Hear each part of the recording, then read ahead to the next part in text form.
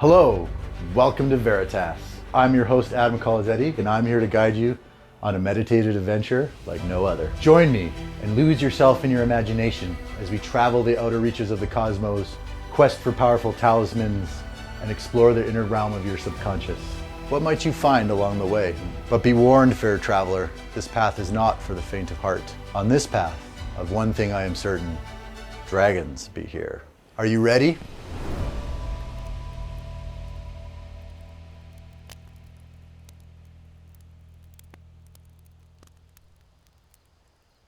So how we're going to begin is you're going to sit comfortably, however that means to you. Could be legs crossed, could be sitting in a chair, whatever it is, sit somewhere comfortably that you feel relaxed and comfortable. And you're going to close your eyes and you're going to take 3 deep breaths. Deep breath in, count to 4. Deep breath out, count to 4.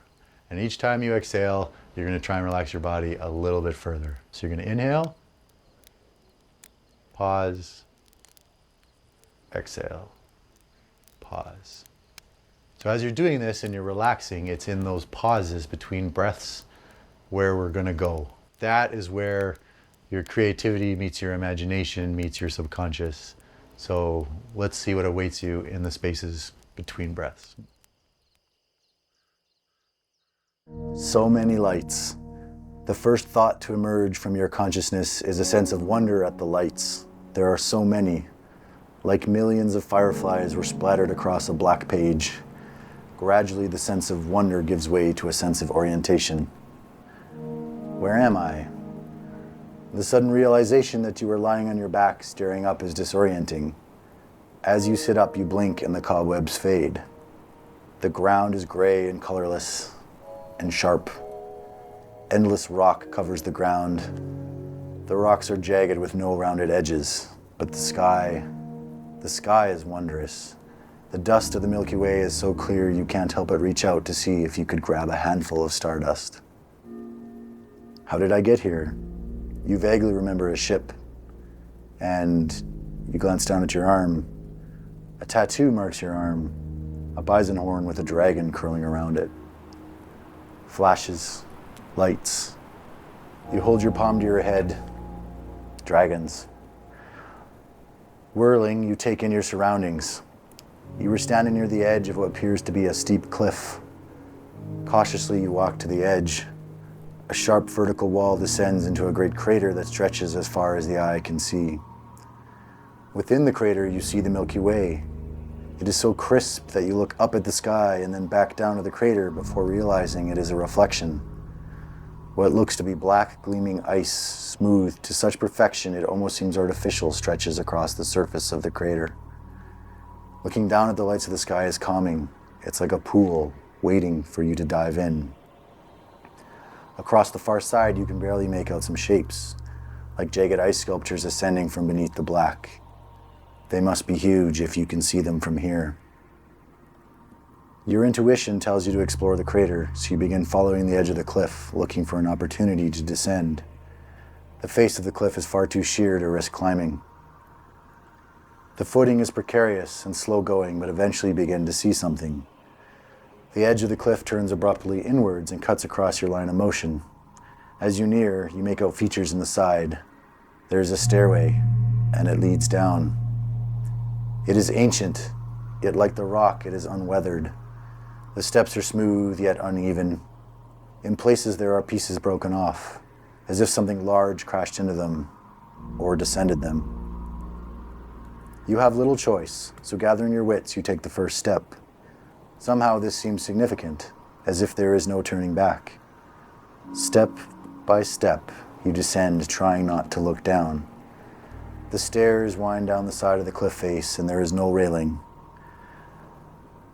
With that unseeing pull comes fear, but you dare not freeze. Keep moving forward. At one point, the stair has collapsed.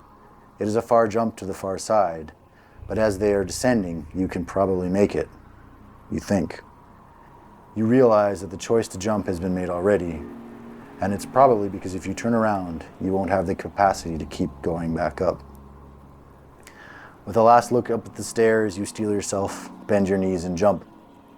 The fall seems endless, like your brain has sped up in an attempt to take in every detail as you crash into a heap onto the far side and slide headfirst down 4 steps before you come to a halt.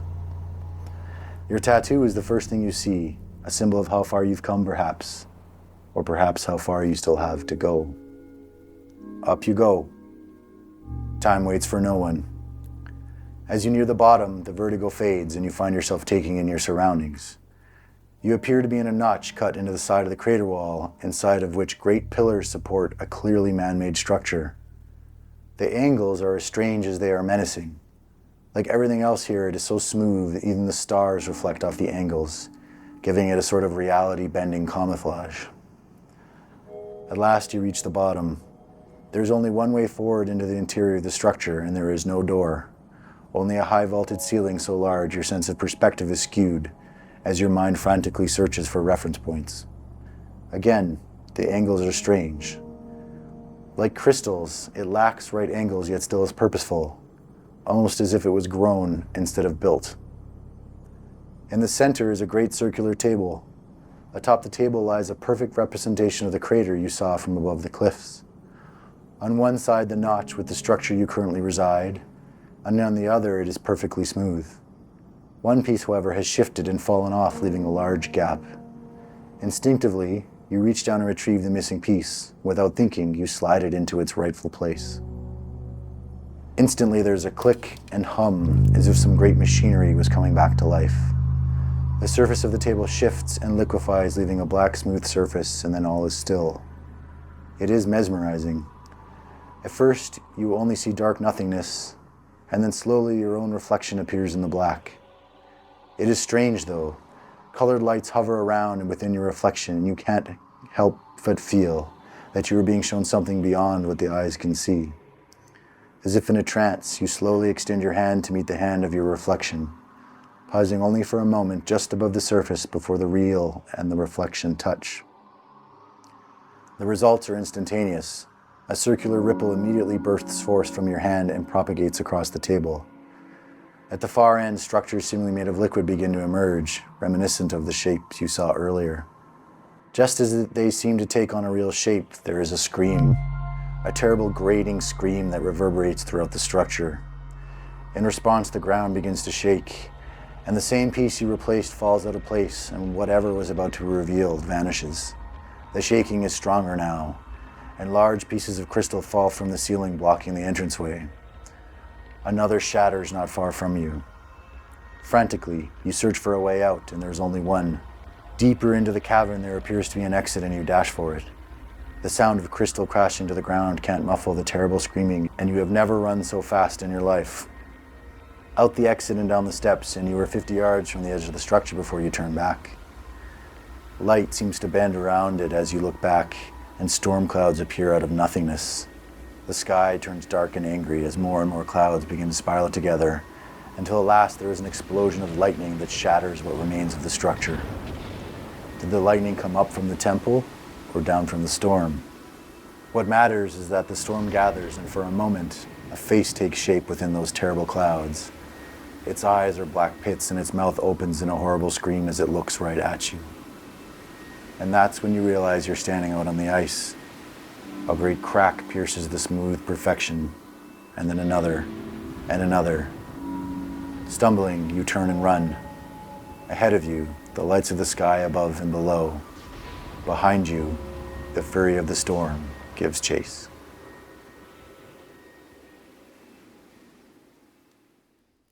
Hello and welcome to Veritas. Today we are talking about Pluto-themed story, which is all about rebirth and transformation and that type of thing.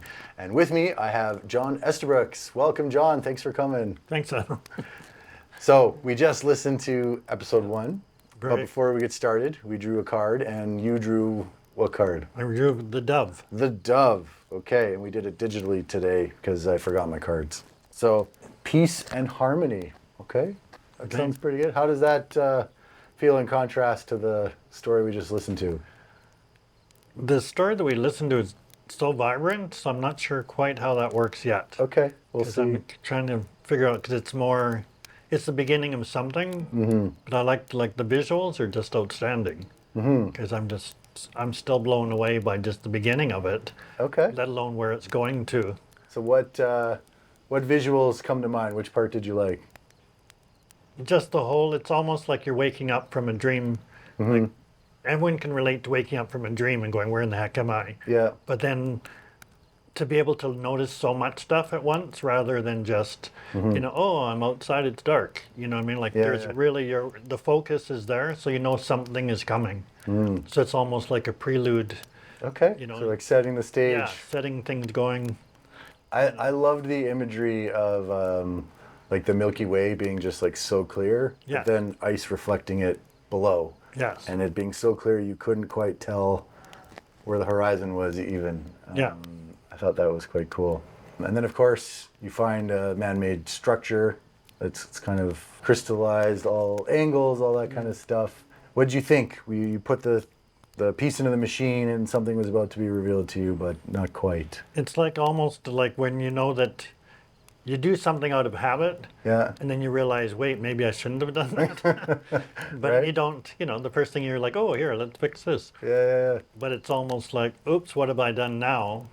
But obviously, if you didn't do anything, Sure, you had would to, it have proceeded? had to do You know what I something. mean? Would you have just walked around and around and Right? so it's an interesting. Again, it's like I like the jumping one, the jumping spot. Yeah. Because it was like I've been in that position where you're like, oh, okay, can't go back now. So Right. you just go for it. Yeah, and then yeah. next thing you know, it's like, oh, okay. But I liked the frivolity. Okay. The frivolity of landing and keeping sliding. Yeah. That to me is like, yeah, done that. Yeah, it's not going to be graceful, right? Yeah. You're walking on the steps, and then like it's falling through, so you got to jump Yeah, across, and it's far enough that Yeah. you're not quite sure you can make it, right? and it's not pleasant. Yeah. You know, Yeah, you're like like, boom. but it's forward. Yeah, Yeah. Okay. 100%. I love that. And kind of similarly, I guess, when the storm comes and the structure starts collapsing and you run out on the ice, still forward. Oh Right. yeah. You're kind of But in a new situation. I was just going to say fight or flight. It's like, oh, time, because we were just talking about the north, and that's, in my mind, the first thing is a storm in the north. You're like, okay, let's get out of here. Yeah, just go. You have to go. Don't Got think. It doesn't matter. Just there's somewhere safer than here, Right? at the moment. Yeah. You know. I love that. And then lastly, you see the storm, and it kind of takes the shape, and it's this kind of ominous face and all that. What came to mind there? Foreboding. Like, something's coming. Right. Like, this is a really good build-up. I'm really excited for the story, because Okay. I'm in it. Yeah. But at the same time, there's so much stuff that you're going like, okay, I don't know what this is. So it's almost a little bit of faith at the moment. Okay. But you're going like, okay, but that's okay. That's sort of familiar, what's going on. But I'm seeing how I normally react. And you know that sometimes normally reacting is not always the best. So we'll see where it goes from there. Okay. Amazing. Got it. I love it. Well, not bad for an intro. And we're going to dive into episode 2 right now. Thanks, John. Thank you. Join me each week as a new chapter unfolds. What worlds will we explore next? What gods and monsters will we find? What part of yourself will awaken? Only one way to find out.